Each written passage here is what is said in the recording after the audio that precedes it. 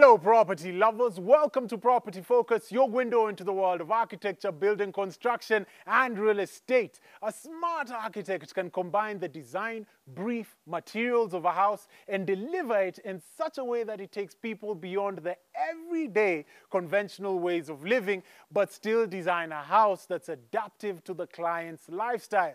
The criteria for what makes a super house is highly subjective. Super is not all about scale and size.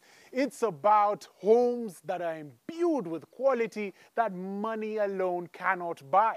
To some, it's all pretense stripped away in a humble shack. To another, it's about the relationship between nature and man-made controls that facilitate this experience. In today's show, we're looking at houses that provoke thought, that go past living beyond the everyday, defining means and redefining what a super house is. Welcome to Property Focus. I'm your host, Peter Ngigi.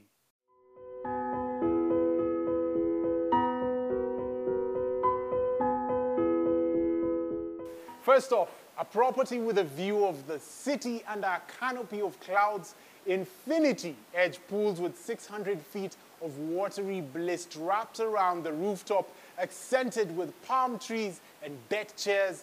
Interested to see what I'm talking about already? Let's hear from architect Aleem Manji, who designed this uniquely beautiful house I'm talking about. Let's go and have a chat with him. And welcome to Property Focus, architect Aleem. Thank you. I'm glad to be here. So what was the criteria when building and designing this unit? Well, the criteria was to get something that actually worked to begin with. The site was intriguing. It was a very interesting shape for a site. It had a bit of a slant towards it and a river right at the bottom. But then it widened out quite a bit. And it had this little bit of a nubbin right at the top. So we had a brief, as you do. The developer wanted to get X amount of units. He had a couple of stipulations.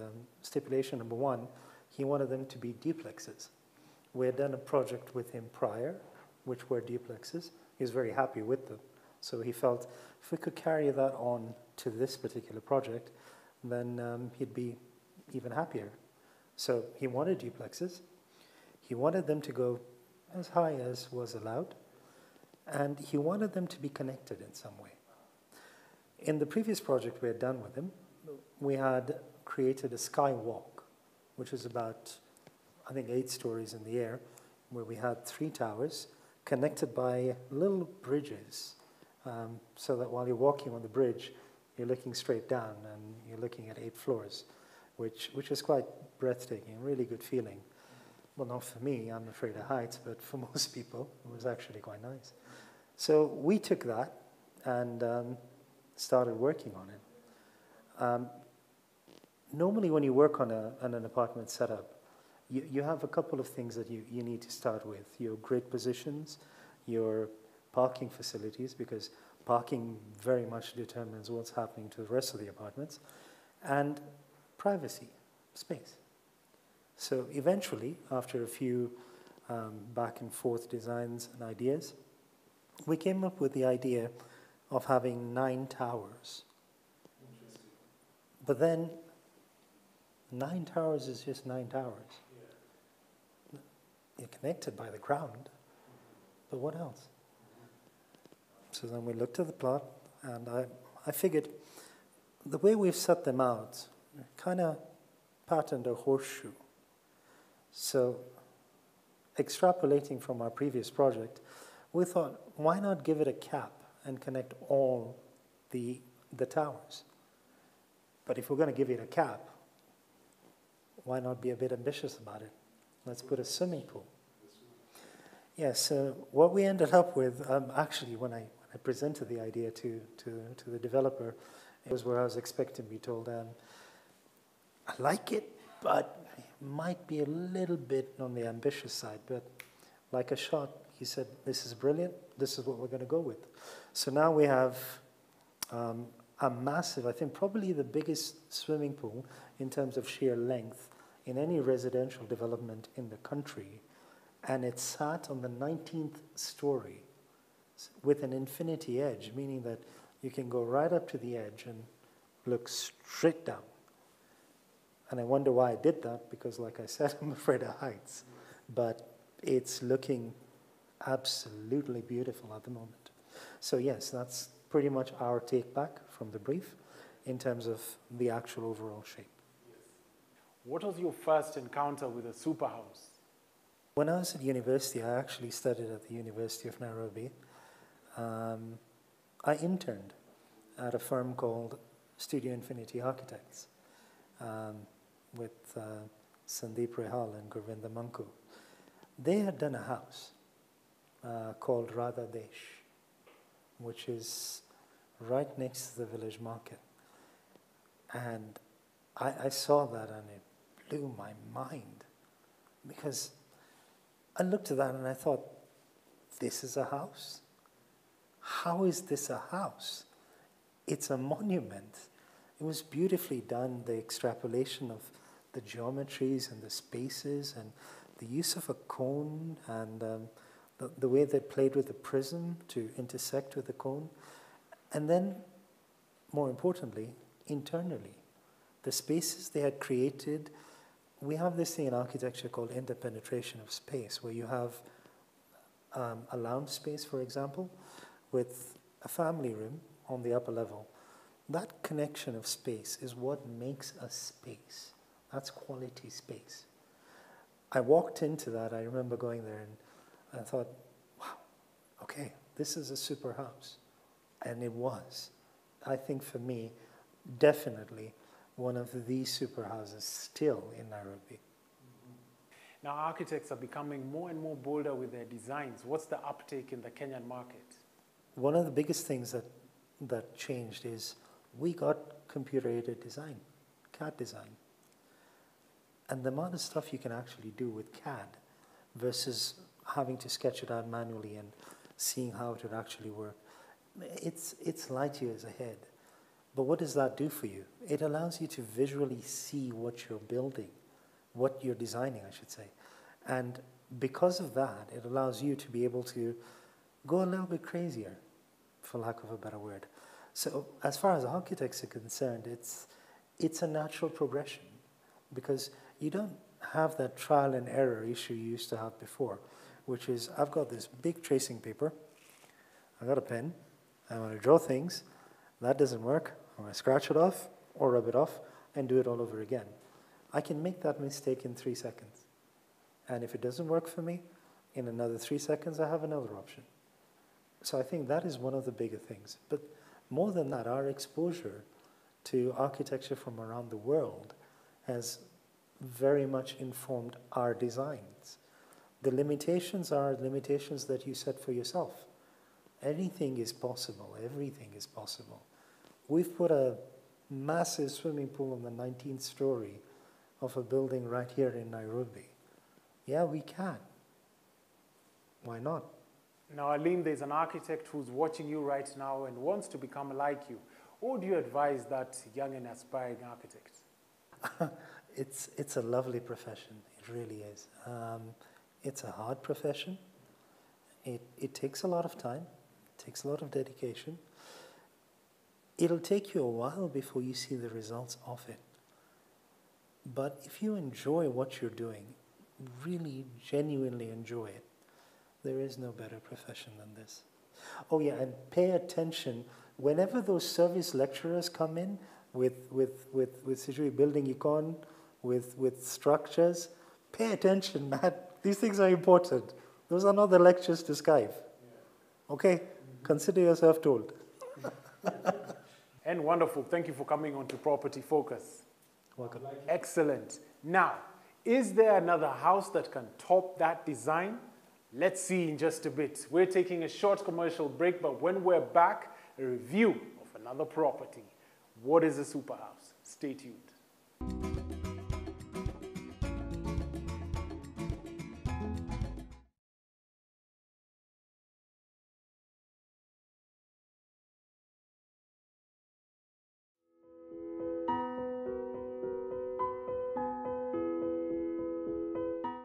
Now, welcome back from the break and thanks for keeping it property focused. Now, a super house is a vision for what is possible in contemporary residential architecture. Still on our design trends, we're on to super house number 2, designed with a holistic approach, but also with an individualized lifestyle bathed in luxury. Let's have a look and have a chat with one of the contractors and the architect on this particular project. And welcome to Property Focus, Kigo. Glad to be here. Brilliant. Tell us about yourself. I'm an architect working in the architectural field. Been working for 12 years now. Now, as a modern architect, so to speak, how are you breaking away from standard ways of building processes? We approach design with asymmetry in mind. We approach design with holistic aspect where we integrate form. We play with surfaces, external surfaces, and folding forms.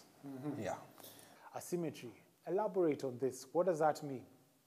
Symmetry and asymmetry. Symmetry is more or less the bit of mirroring effect where you ideally like just mirror a space from right to left so that it creates more or less a box. Asymmetry is trying something different on the reflected plane. Yeah. More like joining squares and triangles. It's more or less playing with spaces so that you don't reflect the surface on the other side. So you're creating a bit of play. It's something different on the other side. So tell us about the approaches you've used for this particular house. We approached this house with a minimalistic, modern approach where we integrated the bit of modern feel and lifestyle changes that more or less we have characterized in our modern day life. Yes. We've used Yellowstone, and we've used a bit of natural stone in different shapes, so that they characterize the different surfaces on the facade. Yes. What about the interactions with the external environment and the internal spaces? We, having in mind more or less the client's brief of the lifestyle, our clients are more into like entertaining, and we wanted to plan the surfaces in a way like it will more or less be switched on and off. So we factored in the common spaces like the dining, the kitchen, the terrace. So in a way like we created an open field. When one door opens, you can have an entertaining area. And once it's closed, it more or less remains a bit of the house. Interesting. Yeah. Now, there's a young aspiring architect who wants to be like you. What would you advise this individual? I'll advise them to go for it. It's an exciting field where you every day create something new, something modern for people to enjoy, and you'll have an artistic piece all around. And thank you very much for coming on to Property Focus. Glad to have had you. Thank you. Wonderful. There you have it from Kigo on designing a super house. Now, up next, we've got the billboards and the materials profile. Thereon after. Stay tuned.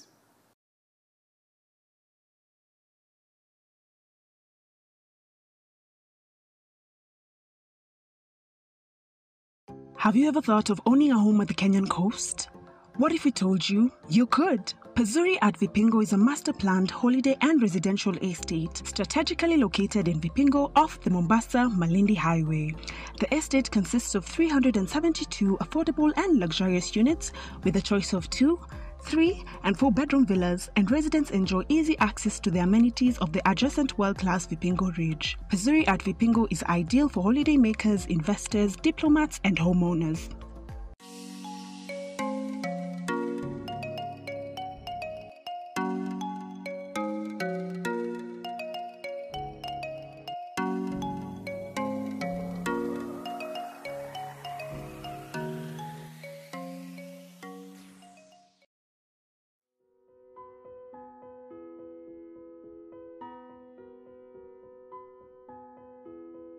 And welcome to Property Focus, Rugut. Tell us about yourself. My name is Rugut, project manager for this particular project. Now, the Superhouse client is very specific to what it is they want with materials. What's your take on that? Yeah, you're right. The Superhouse client is really specific and particular in terms of, the Superhouse itself, it's a Superhouse. So we are looking at the range of finishes, the end product of how that house will look like. It has to come out super. So we are looking at the range of modern finishes, all through from flooring, the types of flooring the client would want, the types of sanitary fittings, the WCs, the showers that the client would want, the modern one, and the quality sanitary fittings for a modern house. We're also looking at the lightings, for the living rooms and the rest of the spaces in the house.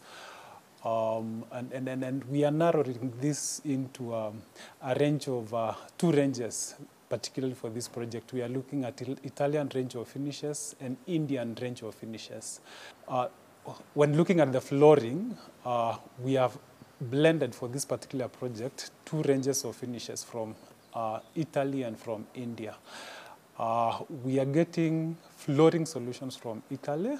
Our joinery fittings are from Italy, but we're also blending all our sanitary ware and our light fittings from India. So doing these two ranges of finishes gives us a very wonderful, super house at the end of it. List some of the items that these super clients like.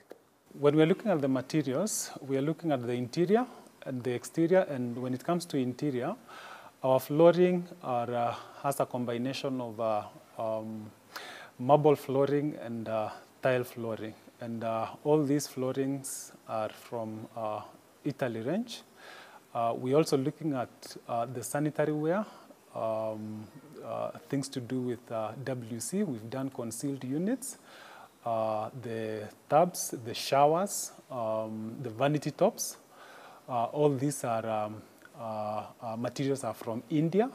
We're also looking at the joinery in terms of the cabinets, the vanity tops, the kitchen.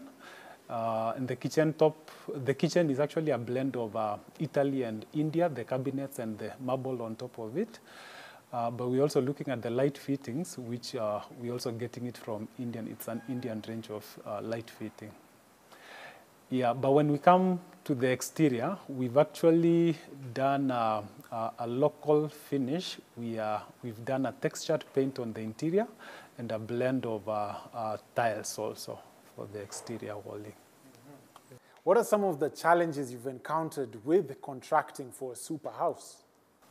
Some of the challenges we face on a day-to-day basis, of course, number one is getting these materials. 50% of them are from outside the country. Sometimes there are delays here and there, and we end up not completing the project on time. But also number two, a super client is a super client. I mean, they once in a while comes with colleagues. There is a new entrant of a finish in the market, but in the course of the construction, they want to change, and it becomes difficult starting the whole process of procuring a new material again, and we end up delaying the project and having extra unnecessary costs. Now, given these challenges, what are some of the solutions you would offer to your clients who are building a super house? The advice I would give them is to, at the initial stage, before the commencement of the project, to first of all firm up on the range of finish they would want to do.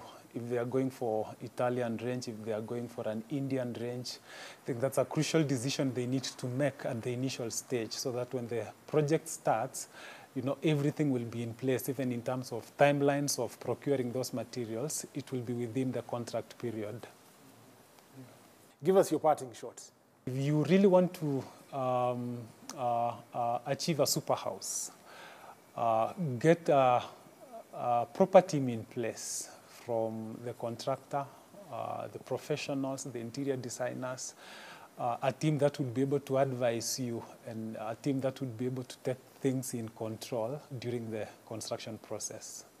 And wonderful. That was Rugut on the materials for a super house. Now that's it for super houses. Thank you for being with us from the start of the show to the finish. On next week's episode, we look at how to buy land. As always, if you want to advertise your property or seek advice, reach out to us on our Property Focus social media pages, and we'll be more than happy to have experts discuss these topics in upcoming episodes. That's Property Focus on Facebook and Property_Focus_ on Instagram. This has been most wonderful. I've been your host, Peter Ngigi. Now, let me get a super house. Let me get another super house.